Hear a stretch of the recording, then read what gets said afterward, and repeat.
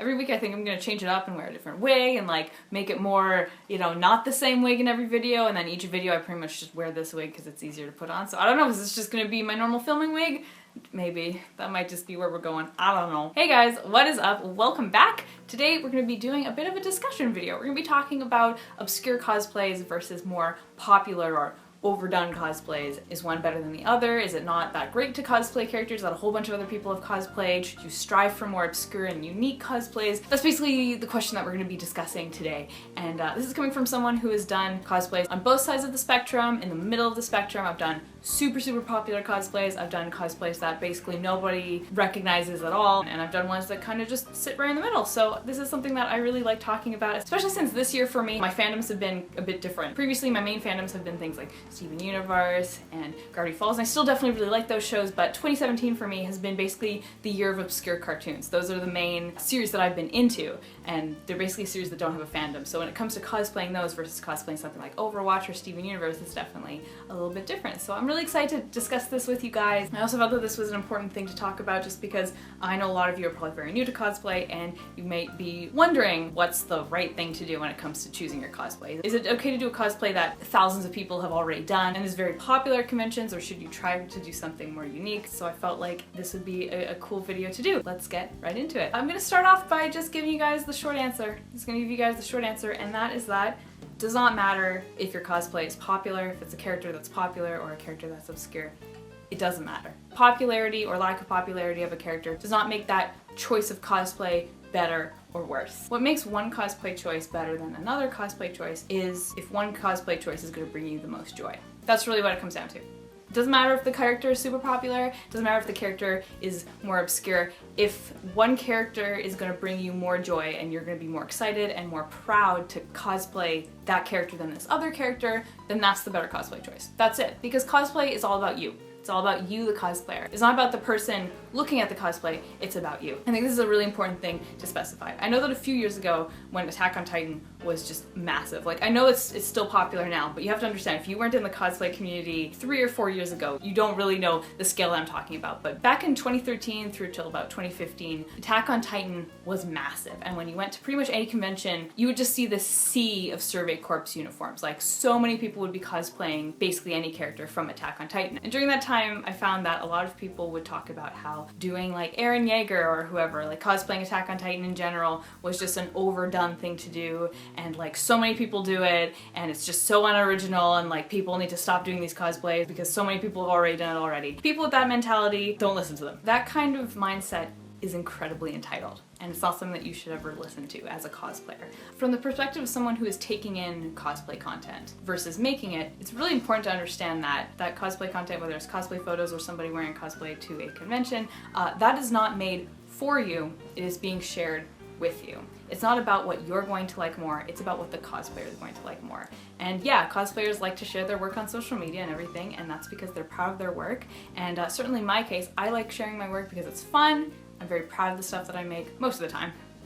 But ultimately, it's also my way of showing my appreciation for a series and showing that I'm really into a certain series, and then that becomes a platform to basically talk to other people about that series that I really like, and I really like that. I really like sharing my interests and meeting other people who also have that interest, and we get to talk about the series together. That's kind of what it's about for me, and for a lot of people who I know. But like really, cosplayers, for the most part, they're just really proud of their work, and that's why they're sharing it. But they aren't making it for anybody except themselves. And there's nothing wrong with that. The whole point of cosplay, it's a very personal thing, and they're doing it to make themselves happy, and that's why they're choosing the character. They're choosing characters that resonate with them, not resonate with somebody else. They're choosing characters from series that they really enjoy rather than what other people enjoy. So maybe that series is a really popular one, maybe that series is a more obscure one. It doesn't matter. Basically, the point is cosplay is a personal thing, and cosplayers cosplay for themselves and not for other people. So when people say like, oh, this person doing this cosplay, like that's such an unoriginal cosplay, it's so overdone, they're missing the point entirely. They're completely missing the point, because again, it's not about them. So that being said, there's nothing wrong with doing a cosplay that a whole bunch of other people have done. There's really nothing wrong with it. As long as that's the one that's gonna make you happiest, that's the one you should do.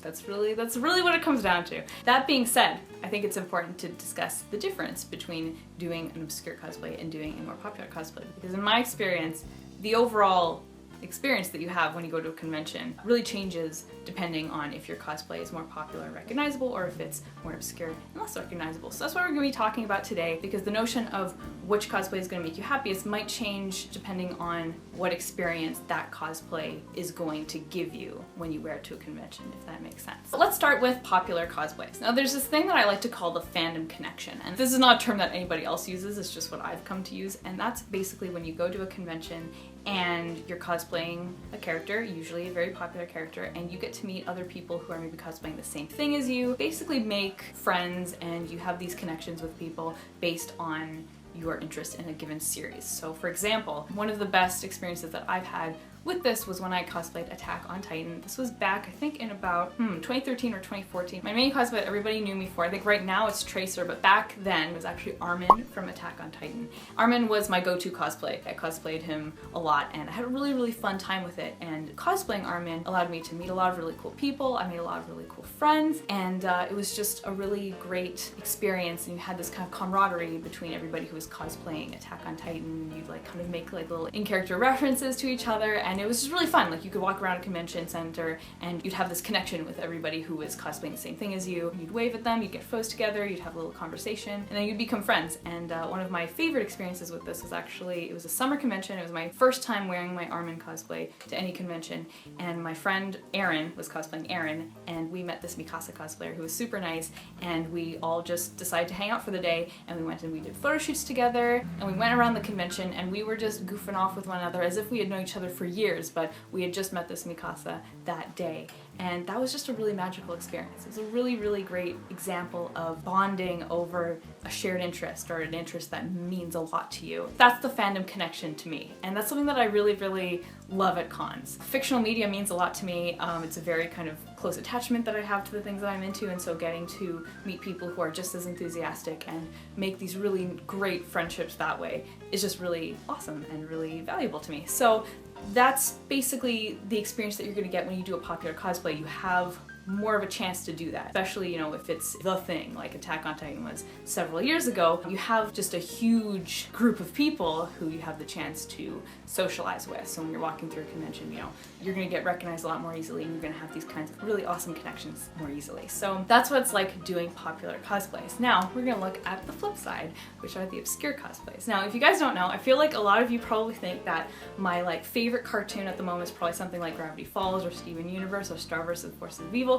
Now, I do really, really, really love those shows, don't get me wrong, but I have not caught up with them in quite a while, because 2017 for me has actually been the year of obscure cartoons. My main cartoons that I've been super into this year have been actually obscure ones from the late 90s and early 2000s, especially, and if you follow me on Instagram and probably Tumblr, you probably know this all too well, Extreme Ghostbusters, which is the obscure, forgotten 90s cartoon adaptation, and I love it so, so much. So anyway, all of you guys watching, if you haven't seen it yet, I highly recommend that you check it out, and then maybe like you'll like it, and then we can chat about it, and then like it won't just be me, because there's really no fandom for it. If you guys are in the US, you can watch it on Hulu.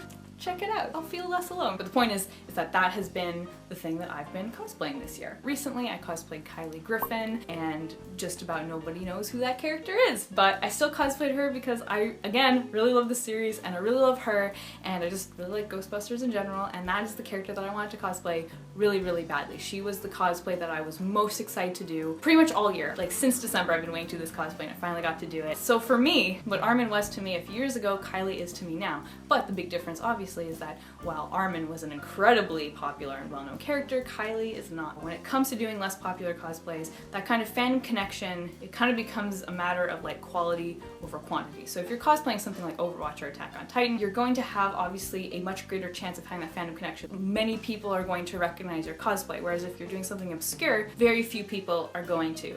However, in my experience, the people who do recognize it just will be such a huge highlight of your day. Not that the people who recognize you when you're doing more popular cosplay aren't also going to be a highlight of your day. Where I'm going with this, it becomes kind of quality over quantity. Like when people see you cosplaying something that they didn't think they'd see anybody cosplay and they recognize it, people will come up and they'll be like, oh, I grew up watching that, that's really awesome, and you have this really awesome conversation. It's a nice thing. That sort of fandom connection is there, it's just there's less of a chance for it. However, when it does happen, it is a really, really, really special moment, if that, if you understand what I'm saying. Obviously, you're probably not going to find other people cosplaying the same thing, which of course I totally expected. Whereas if you're cosplaying something from Overwatch, like heck yeah, you'll have a bunch of people recognizing you and it will be a great experience each time, or you'll have fewer people recognizing you for the most part. Like sometimes you don't get recognized at all, and that's okay. Really important point is when I cosplay Kylie or another really obscure character, I just go into it expecting nobody to get it. And so then if even one person recognizes me, my day is made, I'm super happy. But like even if they don't recognize me, I'm still really happy because I'm cosplaying the character who means so much to me. I'm cosplaying the thing that I'm most excited about, and to me, that is also something that is a big part of cosplaying. It's really important for me to be cosplaying something that I'm super, super into. So ultimately it doesn't matter if people recognize me or not because like I get to be the character who I like. So if you're gonna do something obscure, go in with low expectations, don't expect anybody to recognize you, do it for yourself, totally good. And then if somebody does recognize you, that will really brighten your day and it will probably be a really, really amazing interaction. For example, when I cosplayed Kylie to my last convention, way more people recognized me than I thought they would. And one of my absolute favorite interactions was with the Shiro cosplayer from Voltron. And they came up to me, I was in the artist alley, I had my back to them, and they came up, they tapped me on the shoulder and they said, "Excuse me, can I just tell you how happy your cosplay makes me?"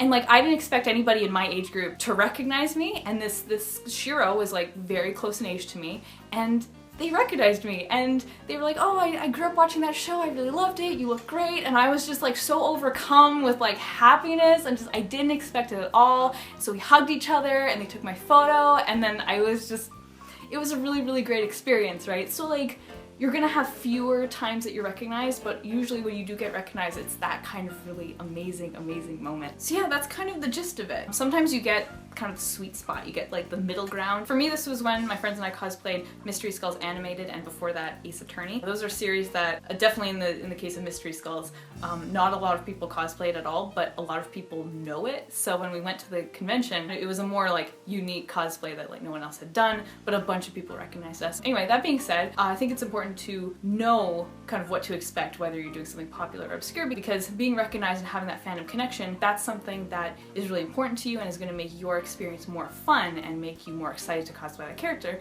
Then yeah, it's good to do a more popular character. Or maybe you want to see who recognizes you and have that experience of like meeting someone who is into the same thing as you, and maybe they're the only person at that convention who knows what you're cosplaying. If that's kind of what you're after, that's going to be the more fun cosplay to do, so that's the better cosplay to do. Everybody cosplays differently. One avenue is not better than another. It's not bad to want to be recognized. Ultimately, it comes down to you and what you guys want. One way that I really like to do it, because I like both, since conventions run for multiple days, how I like to do it is like one day I'll do Tracer and I'll have that experience of getting to meet other people, and then the next day I'll wear Kylie or I'll wear some other obscure cosplays that I get the opportunity to be her, and maybe a few people recognize me, and when they do, that's really great. But if not, I got to wear the cosplay that I was like really stoked about. So you can do it many different ways. One way is not better than the other. It's not bad to want to be recognized. It's not bad to do a cosplay that a whole bunch of other people have done, and it's not bad to do a cosplay that no one's going to recognize, no one else has done, because again, cosplay is about you, the cosplayer, and what's going to make you happy